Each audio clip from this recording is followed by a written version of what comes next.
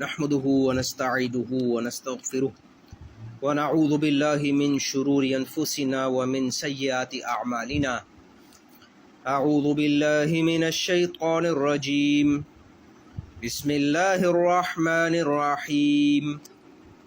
ولا تتمنوا ما فضل الله به بعضكم على بعض للرجال نصيب مما اكتسبوا وللنساء نصيب مما اكتسبن واسألوا الله من فضله إن الله كان بكل شيء عليما. ولكل جعلنا موالي مما ترك الوالدان والأقربون والذين عقدت أيمانكم فآتوهم نصيبهم إن الله كان على كل شيء شهيدا. الرجال قوامون على النساء بما فضل الله بعضهم على بعض وبما أنفقوا من أموالهم. فالصالحات قانتات حافظات للغيب بما حفظ الله واللاتي تخافون نشوزهن فاعظوهن واهجروهن في المضاجع واضربوهن فإن أطعنكم فلا تبغوا عليهن سبيلا إن الله كان عليا كبيرا.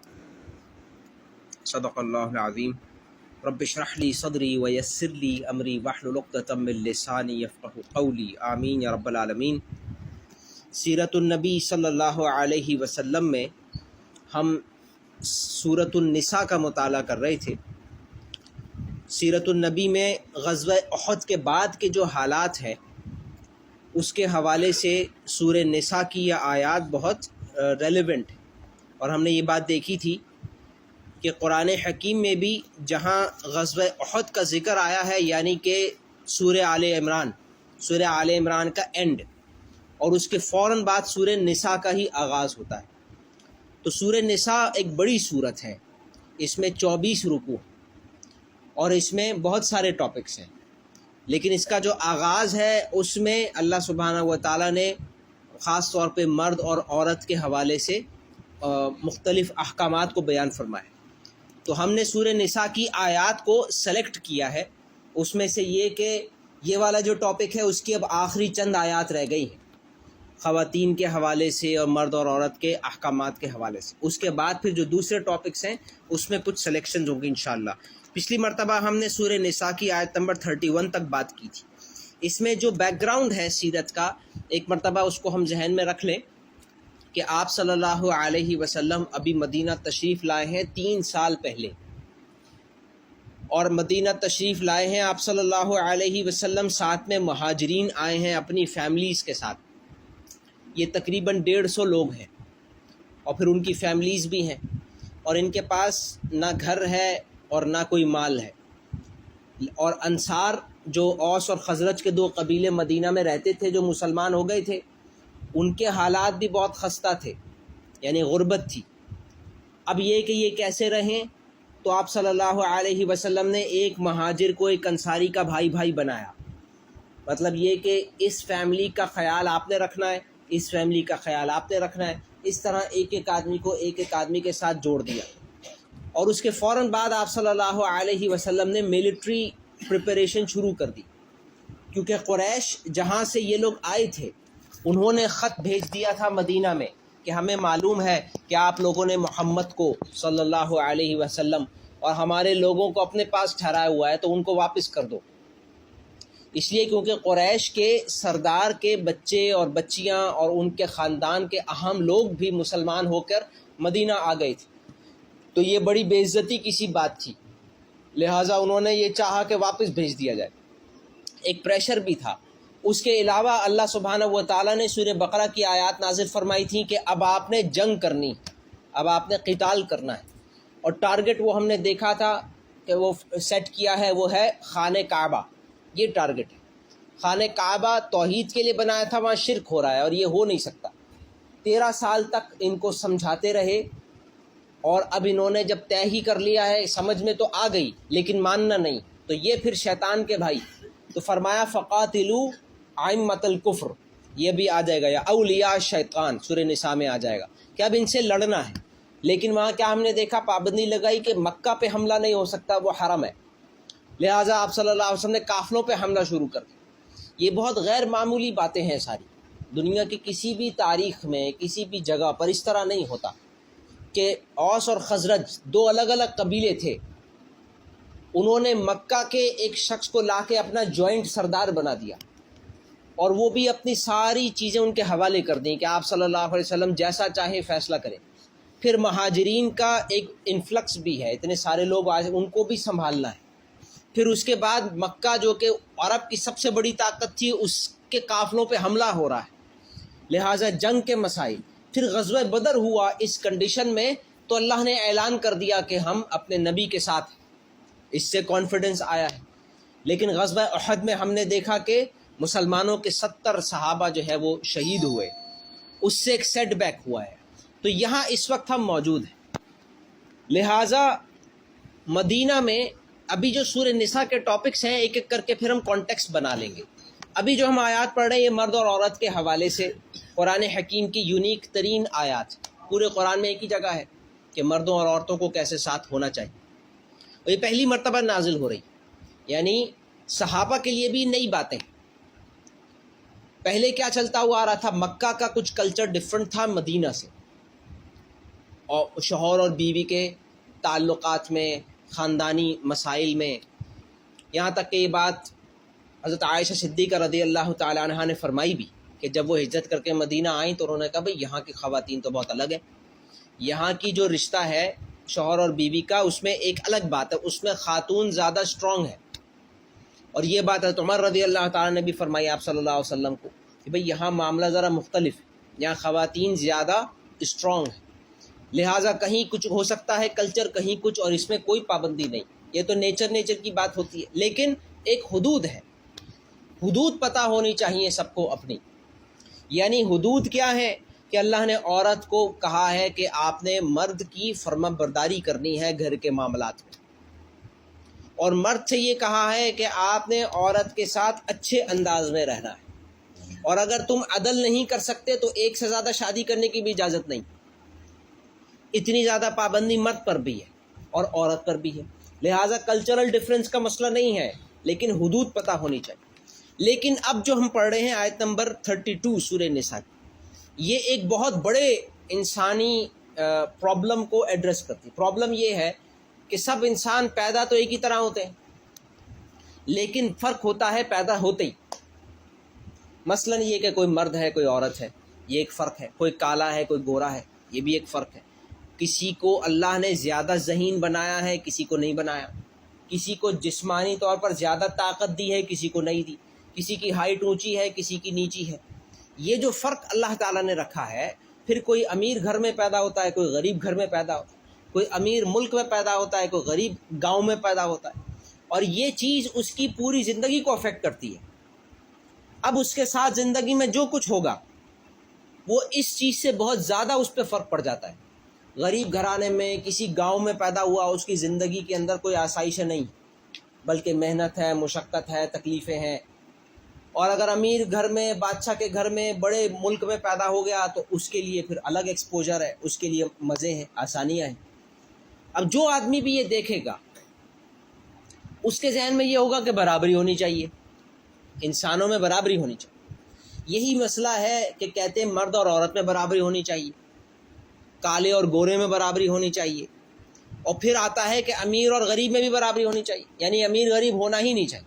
یہ ہے ایک آدمی کی پہلی سوچ جو اس کے ذہن میں آ سکتی ہے کہ ہونا تو یہ چاہیے۔ اسی لیے دنیا میں تحریکیں شروع ہوتی ہیں، عورتوں اور مرد کی برابری کی تحریکیں شروع ہوتی ہیں، کالے اور گورے کی برابری کی تحریکیں شروع ہوتی ہیں، پھر یہاں تک کہ جو کمیونزم ہے جو رشیا میں آیا پوری طرح سے، جو دنیا کا بہت بڑا انقلاب تھا پچھلی سینچری کا، 1917 یا 1906 سے لے کر اور پھر 1980s تک دنیا کی ایک سپر پاور بن گیا رشیا۔ بہت ہی غریب ملک تھا اور دنیا کی سپر پاور بن گیا، جو کہ اسپیس ایکسپلوریشن تک چلا گیا اتنی کوئکلی۔ ایک بہت ہی پسماندہ علاقہ اتنا زیادہ طاقتور کیسے ہو گیا؟ اس کے پیچھے یہ انقلاب تھا۔ ان کی سوچ یہ تھی کہ امیر غریب ہونا ہی نہیں چاہیے، سب برابر ہونے چاہیے۔ لہٰذا انہوں نے کیا کیا کہ سب سے سب پیسے لے کر اور برابر بانٹنے کی کوشش کی۔ لیکن ہوتا کیا ہے کہ ایک آدمی زیادہ ذہین ہوتا ہے، وہ آگے نکل جاتا ہے، پھر سے کچھ عرصے کے بعد جو ذہین ہے، محنتی ہے، آگے نکل جاتا ہے اور باقی پیچھے رہ جاتے ہیں۔ تو پھر ڈنڈا مار کے اس سے پیسے لے لیتے ہیں، اس کو دے دیتے ہیں، پھر کچھ عرصے کے بعد ایسا ہی ہو جاتا ہے۔ تو یہ سسٹم زیادہ چلنا تھا نہیں، کیونکہ یہ غیر فطری بات ہے کہ مکمل طور پر برابری ہو جائے۔ تو ایک طرف تو ایسا لگتا ہے کہ مرد اور عورت میں بھی برابری ہونی چاہیے، کوئی امیر غریب بھی نہیں ہونا چاہیے، لیکن ایک طرف یہ ہے کہ کچھ فرق تو ہوگا، اس کا تو آپ کچھ بھی نہیں کر سکتے۔ لہٰذا اسلام اس میں ایک لمٹ بتاتا ہے۔ پہلی بات تو اسلام یہ بتاتا ہے کہ یہ جو زندگی تم جی رہے ہو یہ اصل زندگی ہے ہی نہیں، یہ انجوائمنٹ کے لیے نہیں دی، ورنہ تو بہت بڑا ظلم ہو جائے گا کہ ایک انسان سے کہیں کہ یہ لو تمہارے پاس ایک زندگی ہے، اسے انجوائے کرو، اور پھر اسے غریب گھر میں پیدا کر دیں یا اس کو معذور بنا دیں۔ اب وہ کیا انجوائے کرے؟ وہ تو ساری زندگی پیسے کمانے میں پورا ہو جاتا ہے۔ تو یہ انجوائمنٹ کے لیے نہیں دی، آزمائش کے لیے دی۔ اصل انجوائمنٹ ہوگی مرنے کے بعد، اور وہاں ہوگا میرٹ پر۔ وہاں اگر کسی کے پاس محل ہے تو اس نے کمایا ہے اپنے نیک اعمال سے، اگر کوئی جہنم میں ہے تو یہ اس نے کمایا ہے۔ تو وہاں ایسا نہیں ہوگا کہ پیدائشی مل گیا کچھ، ادھر تو کمائی ہی پر ملے گا۔ یہ سب سے پہلی سب سے بڑی بات۔ اب یہ ہے کہ اگر تمہیں ڈفرینسز نظر آ رہے ہیں تو اس کو ڈیل کیسے کرنا ہے، یہ ہے جو آیت نمبر سورہ نساء کی 32 میں بیان ہو رہا ہے۔ اس کا تعلق تمام انسانی ڈفرینسز سے ہے، امیر غریب، کالا گورا، طاقتور کمزور، تیز ذہن والا کن ذہن والا، سب کے لیے یہی بات ہے۔ لیکن آیت کا آغاز ہو رہا ہے مرد اور عورت سے، آغاز ہو رہا ہے مرد اور عورت سے، کہ کوئی مرد پیدا ہوتا ہے، کوئی عورت پیدا ہوتی ہے۔ اب کیا کرنا چاہیے جب بھی ہم کسی کو دیکھیں کہ اس کے پاس مجھ سے زیادہ ہے کوئی بھی چیز، تو کیا کرنا چاہیے؟ تو فرمایا اعوذ باللہ من الشیطان الرجیم، بسم اللہ الرحمن الرحیم، ولا تتمنوا ما فضل اللہ به بعضکم علی بعض، مت تمنا کرو اس چیز کی جو اللہ نے فضیلت دے دی تم میں سے بعض کو بعض پر۔ ولا تتمنوا، تمنا نہ کرو، بما فضل اللہ به بعضکم علی بعض، جو اللہ تعالیٰ نے فضیلت دے دی بعض کو بعض پر۔ یہ جو لفظ ہے فضیلت، ہم سمجھتے ہیں کہ اس کا مطلب ہوتا ہے کوئی نیکی میں، اچھائی میں، لیکن قرآن میں یہ استعمال ہوتا ہے کوئی بھی چیز کی زیادتی۔ جیسے ہم کہیں گے اگر فلاں آدمی کی ہائٹ زیادہ ہے تو کہیں گے کہ یہ افضل ہے ہائٹ میں، فلاں آدمی جو ہے وہ پیسے زیادہ ہیں اس کے پاس تو کہیں گے یہ افضل ہے کیونکہ پیسے زیادہ ہیں۔ افضل کا مطلب یہ نہیں ہوتا کہ اللہ کو پسند ہے، افضل کا صرف یہ مطلب ہوتا ہے کہ فلاں چیز فلاں کے پاس زیادہ ہے۔ تو اگر تم دیکھو کوئی چیز کسی کے پاس زیادہ، تو پہلا کام کیا نہیں کرنا؟ ولا تتمنوا، تمنا نہیں کرنا کہ اس کے پاس کیوں ہے میرے پاس کیوں نہیں ہے، کاش مجھے بھی مل جائے، یہ نہیں کرنا۔ دوسروں کو دیکھ کے نہیں کرنا۔ ولا تتمنوا ما فضل اللہ به بعضکم علی بعض، للرجال نصیب مما کسبوا وللنساء، للرجال نصیب مما اکتسبوا وللنساء نصیب مما اکتسبن، مردوں کے لیے ہے اس میں سے حصہ جو انہوں نے کمایا، اور عورتوں کے لیے ہے اس میں سے حصہ جو وہ کمائیں گی، جو انہوں نے کمایا، یعنی نیک اعمال۔ اصل فوکس کیا ہے؟ ہر مرد یہ دیکھے کہ میں کیا کیا نیکی کر رہا ہوں، عورت دیکھے کہ میں کیا کیا نیکی کر سکتی، جو کرو گے وہی ملے گا۔ اس کے بعد فرمایا وَاسْأَلُوا اللَّهَ مِنْ فَضْلِهِ، مانگو اللہ سے اللہ کا فضل۔ وَاسْأَلُوا اللَّهَ مِنْ فَضْلِهِ، اللہ سے اللہ کا فضل مانگو۔ کیا مطلب؟ پہلے کہا کہ جو اللہ نے تم میں سے ایک کو دوسرے پر فضیلت دی ہے اس کی تمنا نہیں کرو، اللہ سے فضیلت مانگو۔ تو اب یہ ایسا لگتا ہے کہ کانٹرڈکشن ہے. اب ان باتوں کو کیا مطلب ہے؟ ایک طرف کا تمنا نہ کرو، ایک طرف کا مانگو. تو یہ ہے بات سمجھنے کی. اگر میں کسی کو دیکھ رہا ہوں کہ یار یہ آدمی لمبا ہے، میں چھوٹا ہوں، اب میں یہ تمنا کروں تو بڑی عجیب سی تمنا ہے. اللہ نے اس کو لمبا بنایا ہے، مجھے چھوٹا بنایا ہے، اس کا کچھ ہو نہیں سکتا. یا میں مرد کیوں ہوں، عورت کیوں نہیں ہوں؟ اب میں کہوں مجھے عورت ہونا تھا، عورت یہ کہے مجھے مرد ہونا تھا. بالکل اسی طرح ہوتا ہے کہ ایک آدمی کہے مجھے امیر ہونا تھا، میں غریب کیوں؟ غریب کہے، امیر کہے مجھے غریب ہونا تھا. یا میں فلاں ملک میں کیوں نہیں پیدا ہوا؟ یہ بالکل وہی بات ہے کہ اللہ نے آپ کو ایک جگہ رکھ دیا، آپ اپنی آنکھوں سے جو دیکھ رہے ہیں کسی دوسرے آدمی کے پاس، اس کی تمنا نہ کریں. ہاں اللہ سے اللہ کا فضل مانگو. اب اللہ کا فضل کیا ہوتا ہے؟ اللہ کا فضل ہمیں نہیں پتہ کیا ہوتا ہے. ہو سکتا ہے ہمارے لیے جو اچھا ہو اللہ وہ دے دے. ہو سکتا ہے بیماری اچھی ہو سکتا ہے صحت اچھی ہو سکتا ہے مال مل جائے، یہ اچھا ہو ہمارے لیے. ہو سکتا ہے مال چلا جائے، یہ اچھا ہو سکتا ہے زندگی چلی جائے، یہ اچھا ہو، جیسے شہادت ہے. ہمیں نہیں پتہ ہمارے لیے کیا اچھا ہے. اچھا تو یہ ہوتا ہے کہ مرنے کے بعد جنت میں چلے جائیں بغیر عذاب کے، یہ اچھا. دنیا میں جو بھی ملے. ایک آدمی ہے، اسے اللہ تعالیٰ نے بیماری دی، وہ سمجھ رہا ہے یہ میرے ساتھ برا ہو گیا. مرنے کے بعد اس کو پتہ چلے گا کہ اس بیماری کی وجہ سے اس کو جنت مل گئی. تو آپ صلی اللہ علیہ وسلم نے فرمایا، وہ کہے گا کہ اے کاش میری ساری زندگی بیماری میں گزرتی.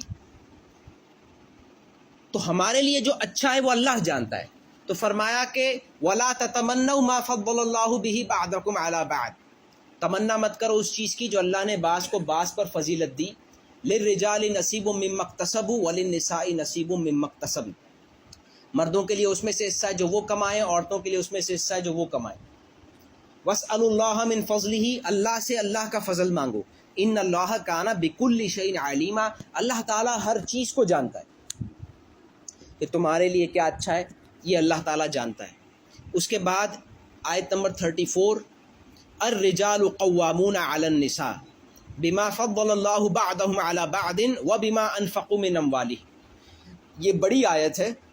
اس آیت کا آغاز ہوتا ہے الرجال قوامون علی النساء، کہ مرد قوام ہے عورتوں پر. قوام کا مطلب ہے قائم سے بنا ہے. قائم ہوتا ہے کھڑا ہوا، قوام کھڑا کرنے والا. تو مردوں کا کام یہ ہے کہ جس کو ہم انگلش میں کہتے ہیں سسٹین کرنا. کھڑا کرنے کا کیا مطلب ہے؟ جیسے درخت ہے، درخت کیسے کھڑا رہے گا؟ اگر آپ اسے پانی دیں گے، کھاد دیں گے، اس کی ضروریات پوری کریں گے. ایسے ہی عورت ہے کہ اس کی ضروریات پوری کرنی. وہ باہر نہیں جائے گی کمانے، اس کے لیے لباس، اس کے لیے کھانا پینا، گھر، اس کی جو بھی نیڈز ہے، بیمار ہو تو اس کا علاج، یہ سب کس نے کرنا ہے؟ یہ مرد نے کرنا ہے. یہ ذمہ داری اللہ نے مرد پر لگائی، عورت پہ نہیں لگائی.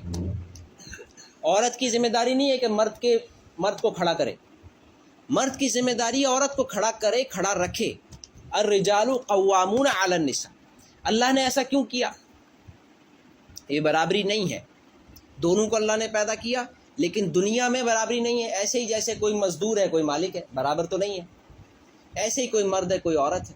اس کا مطلب یہ نہیں ہوتا کہ اللہ کو مزدور پسند نہیں ہے، اللہ کو عورت پسند نہیں ہے، اللہ کو کوئی کمزور یا غریب پسند نہیں ہے. پسند کا مسئلہ نہیں ہے، آزمائش ہے.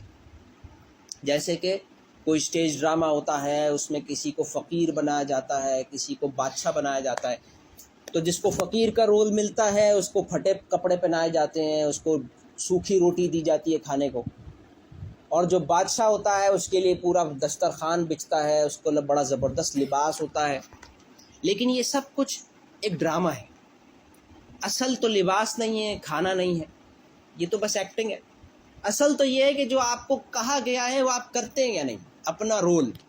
یہ ہے جو ان دونوں آیات کو کنیکٹ ہوتا ہے، آیت نمبر 32 اور 34.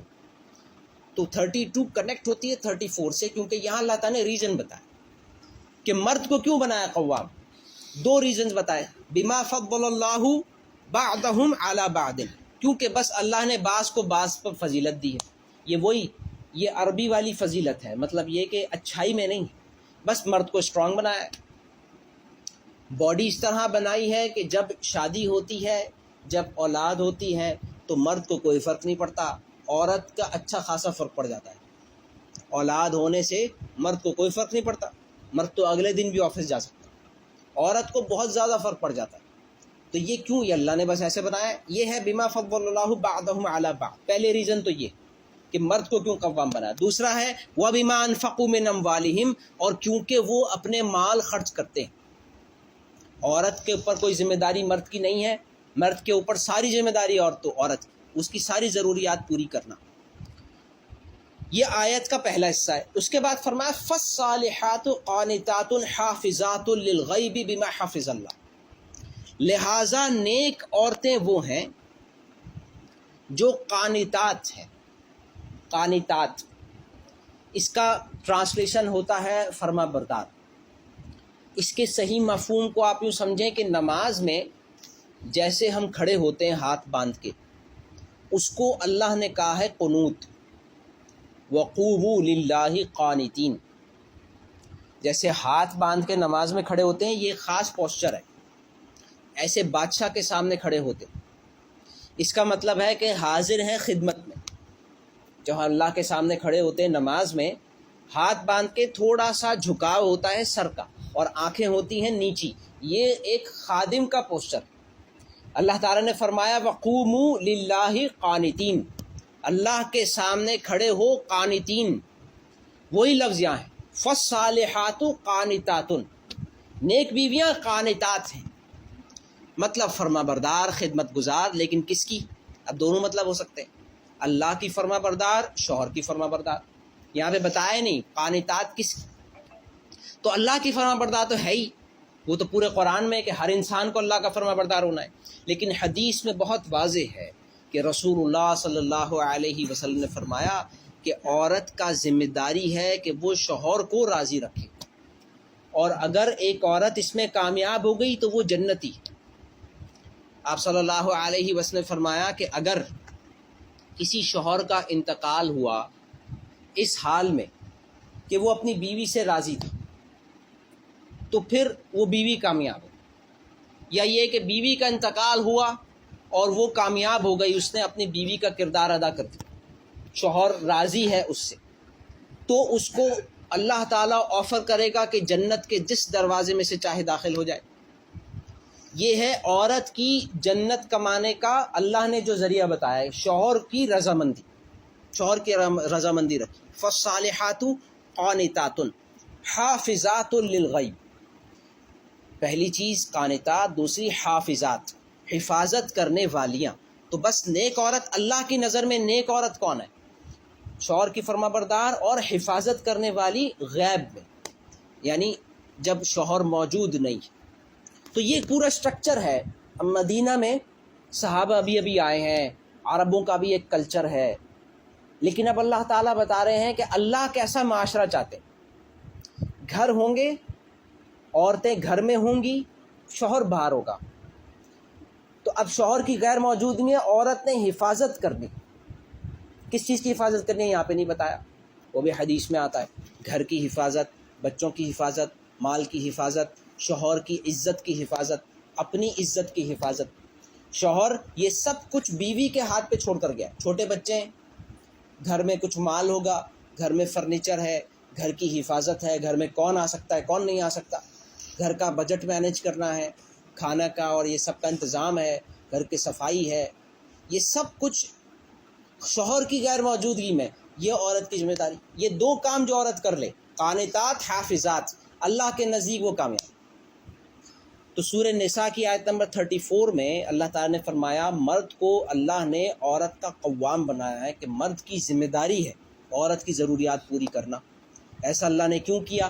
ایک تو یہ کہ یہ ایسا ہے، کچھ کو اللہ تعالیٰ دنیا میں زیادہ اسٹرینتھ دیتا ہے، تو مرد کو زیادہ طاقت دی ہے، اور یہ کہ ان کی ذمہ داری ہے مال خرچ کرنا۔ تو نیک عورتیں کون ہیں؟ فرما بردار اور حفاظت کرنے والی۔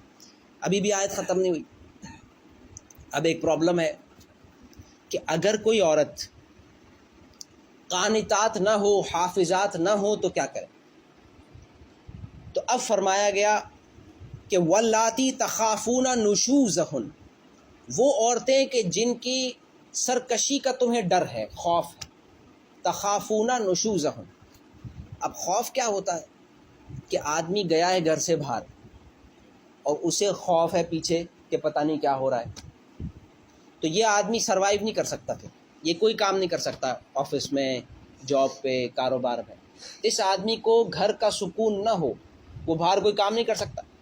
اور اگر ایک پورا معاشرہ ہی ایسا ہو کہ جب آدمی باہر جائے اسے پیچھے سکون نہ ہو، تو پھر وہ باہر کوئی کام نہیں کر رہا، تو پورا معاشرہ جو ہے وہ ڈیگریڈ ہو جائے گا، ڈی جنریٹ ہو جائے گا. اور اگر ایسا ہو تو کیا کریں؟ واللاتی تخافون نشوزہن. نشوز کہتے ہیں سرکشی کرنا، اپنے حدود سے کراس کر جانا، بات نہ ماننا، جو ڈیوٹی ہے وہ پوری نہ کرنا. تو فرمایا کہ فاعظوہن، پہلا کام یہ ہے کہ انہیں واعظ و نصیحت کرو. وہجروہن فی المضاجع، ان کو چھوڑ دو بستروں پر اکیلے. تو عورت تو سو رہی ہے، بستر تو ایک ہی ہوتا ہے نارملی، عورت تو سو رہی ہے اپنے بستر پہ، شوہر کو کہا جا رہا ہے تم کہیں اور جا کے سو. اور پھر بھی اگر نہ مانے وَاضْرِبُوهُنَّ، تو پھر ان کو مارو. فَإِنْ أَطَعْنَكُمْ، لیکن اگر وہ تمہارا کہنا مان لیں، فَلَا تَبْغُوا عَلَيْهِنَّ سَبِيلًا، تو پھر ان پر کوئی اور راستہ تلاش نہ کرو، یعنی پھر ان کو تکلیف نہ پہنچاؤ. إِنَّ اللَّهَ كَانَ عَلِيًّا كَبِيرًا، بے شک اللہ تعالیٰ بہت بڑا، بہت اونچا اور بہت بلند ہے. علی بہت اوپر، علو کہتے ہیں اونچائی کو، کبیرہ اور بہت بڑا ہے. یہ ہے پوری آیت. شروع ہوا الرجال قوامون علی النساء، پھر فرمایا نیک بیویاں کون ہیں، پھر فرمایا اگر کوئی بیوی یہ نہ کرے تو کیا کرے، کچھ سمجھانے کی کوشش کریں، پھر بھی نہیں ہوتا تو پھر اس کو الگ چھوڑ دیں، پھر بھی نہیں ہوتا تو پھر مارنے کی اجازت. اصل بات کیا ہے؟ فَإِنْ أَطَعْنَكُمْ. اب یہ بہت کلیئر ہے کہ شوہر نے اطاعت، بیوی نے اطاعت کرنی ہے شوہر کی. اینڈ گول یہ ہے کہ بیوی اطاعت گزار بن جائے اگر، تو بس پھر تم نے کچھ نہیں کرنا. آگے فرمایا وَإِنْ خِفْتُمْ شِقَاقَ بَيْنِهِمَا، اور اگر خاندان والوں، اب خاندان والوں سے خطاب، شوہر کے بڑے اور بیوی کے بڑے. فَإِنْ خِفْتُمْ، اگر تم لوگوں کو ڈر ہے، شِقَاقَ بَيْنِهِمَا، ان دونوں میاں بیوی کے آپس میں شقاق یعنی کہ دشمنی، رنجش. فَابْعَثُوا حَكَمًا مِّنْ أَهْلِهِ وَحَكَمًا مِّنْ أَهْلِهَا، تو پھر سلیکٹ کرو ایک حکم لڑکی کے گھر والوں سے اور ایک حکم لڑکے کے گھر والوں سے. حکم کہتے ہیں ایک ایسا بندہ جو کہ فیصلہ کرنے کے لیے اسے سلیکٹ کیا جائے. جیسے ہم کہیں کہ بھائی لڑکے کے خاندان میں سے ایک بزرگ، جو حکم کا مطلب جو فیصلہ کر سکے، اور لڑکی کے خاندان میں سے ایک بزرگ، ان کو بلایا جائے اور ساتھ بٹھایا جائے. حکم من اہلہ و حکم من اہلہا ان یریدا اصلاحا یوفق اللہ بینہما، اگر وہ دونوں اصلاح چاہتے ہوں گے تو اللہ تعالیٰ ان کے درمیان موافقت پیدا کر دے گا. ان اللہ کان علیما خبیرا، بے شک اللہ تعالیٰ سب کچھ جانتا ہے اور باخبر ہے. بس اب یہیں تک بتایا اللہ تعالیٰ نے. آگے اگر پھر بھی بات نہ بنے تو وہ آگے آتا ہے، سورہ بقرہ میں بھی آ چکا اور یہ سورہ نساء میں بھی آگے آ جائے گا کہ اگر سب کچھ کرنے کے باوجود بھی میاں بیوی میں نہیں بن رہی ہے تو پھر الگ ہو جائے، طلاق ہو جائیں، اس میں بھی کوئی مسئلہ نہیں ہے. اللہ تعالیٰ نے رکھا ہے طلاق کا ایک آپشن ہے. یہ اللہ کو پسند تو نہیں ہے، لیکن اگر سب کچھ کرنے کے باوجود بھی نہ بن رہا ہو تو پھر یہ ایک آپشن ہے، یہ بعد میں آتا ہے. تو ان دو آیات میں اللہ تعالیٰ نے یہ بات بیان فرمائی کہ اللہ کیسا معاشرہ چاہتا ہے جس میں الرجال قوامون علی النساء. اب مسئلہ یہ ہے کہ جیسے ہی ہم یہ کہتے ہیں کہ عورت ڈیپینڈنٹ ہے مرد پر، تو یہ عورت کو بہت برا لگتا ہے. فیمنسٹ ذہن والی عورتوں کو یہ برا لگتا ہے، فطری عورت کو برا نہیں لگتا. یہ انہی عورتوں کو برا لگتا ہے کہ جنہوں نے بہت زیادہ کوئی کتاب پڑھ لی ہے، کوئی بہت زیادہ یوٹیوب دیکھ لیا ہے، ان کو ہی برا لگتا ہے. جنہوں نے بہت ڈرامے دیکھ لیے. اگر ایک عورت نیچرل رہے تو اس کو پتہ بھی نہیں چلے گا. اور آپ زیادہ تر میجورٹی ایسے ہی ہے کہ ہر گھر چل رہا ہے، اس میں ایک شوہر ہوتا ہے، ایک بیوی ہوتی ہے، اس کے بچے ہوتے ہیں، شوہر باہر جاتا ہے، بیوی گھر میں ہوتی ہے، پھر وہ ماں بنتی ہے، پھر وہ دادی بنتی ہے، پھر وہ پھپھو ہوتی ہے، وہ چاچی ہوتی ہے، وہ بہت ساری ہوتی ہے، بہت سارے اس کے رشتے ہوتے ہیں، سب اس کی رسپیکٹ کرتے ہیں. اور پھر اس کو کوئی بن ٹھننا اور میک اپ کرانا اور پلاسٹک سرجری کروانے کی کوئی ضرورت نہیں ہے.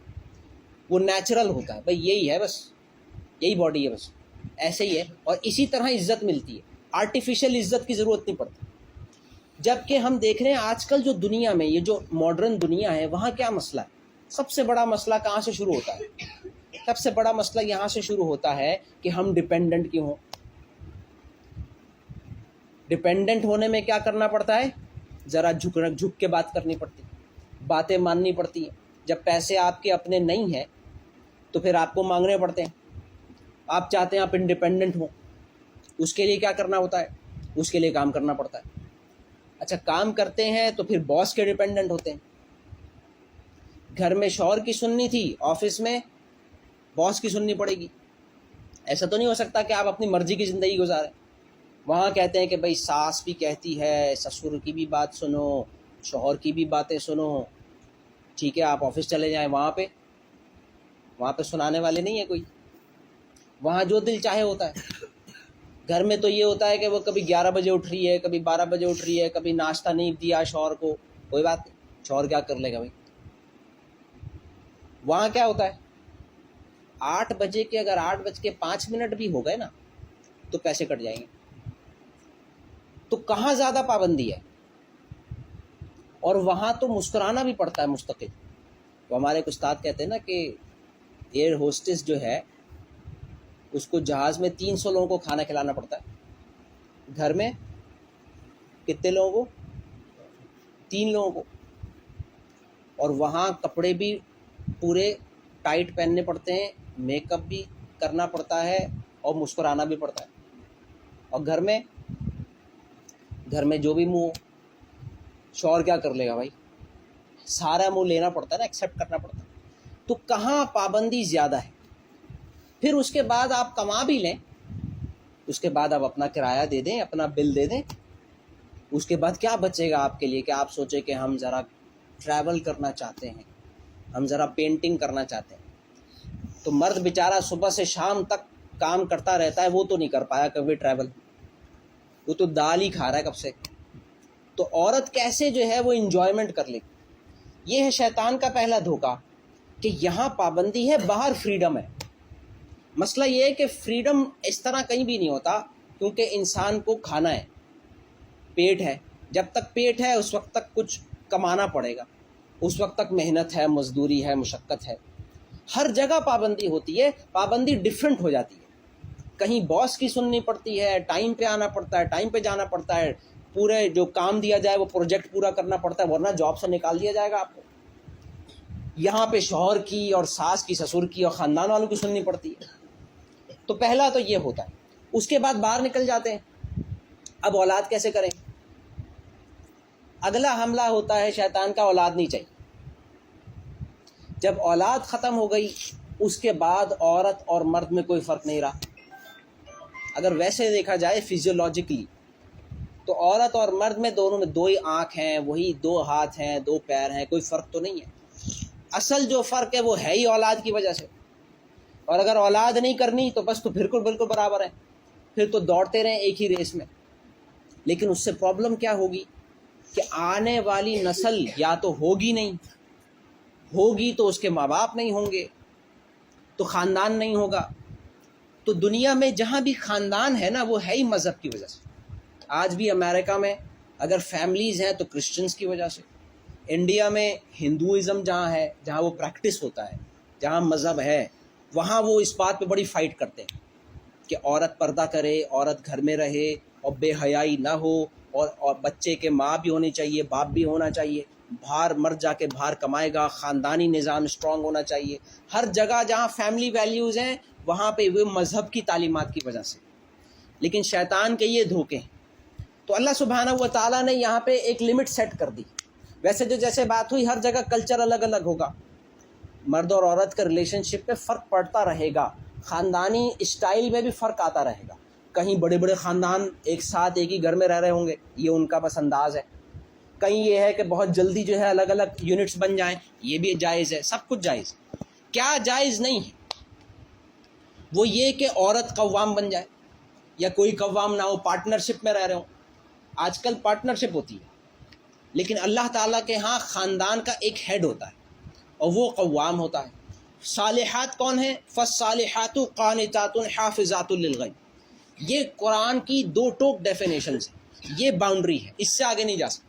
اور اگر کوئی عورت اپنے شوہر کا کہنا نہ مانے، یہ ان ایکسیپٹیبل ہے، اطاعت نہیں ہے، ان ایکسیپٹیبل ہے۔ یا تو سمجھاؤ، اس سے نہیں ہوتا تو پھر الگ ہو جاؤ، اس سے نہیں ہوتا مارنے کی بھی اجازت ہے، پھر بھی نہیں ہوتا بڑوں کو بلایا جائے، پھر بھی نہیں ہوتا الگ ہو جائے، طلاق دے دی جائے۔ یہ نہیں ہو سکتا کہ بیوی شوہر کی اطاعت نہ کرے، یہ ہے اللہ تعالیٰ کی لمیٹیشنز۔ یہ ہے مدینہ میں ایک پوری سوسائٹی ہے جو ڈیولپ ہو رہی ہے۔ یہاں پہ جو ہے وہ سورہ نساء کا یہ والا جو ٹاپک ہے وہ ختم ہوتا ہے۔ انشاءاللہ اگلی مرتبہ جو ہے ہم دوسرے ٹاپکس جو ہیں جس میں یہودیوں کے ساتھ مسلمانوں کی ڈیلنگز، منافقین اور خاص طور پہ جہاد کا معاملہ، انشاءاللہ وہ دیکھیں گے۔ اللہ سبحانہ و تعالیٰ سے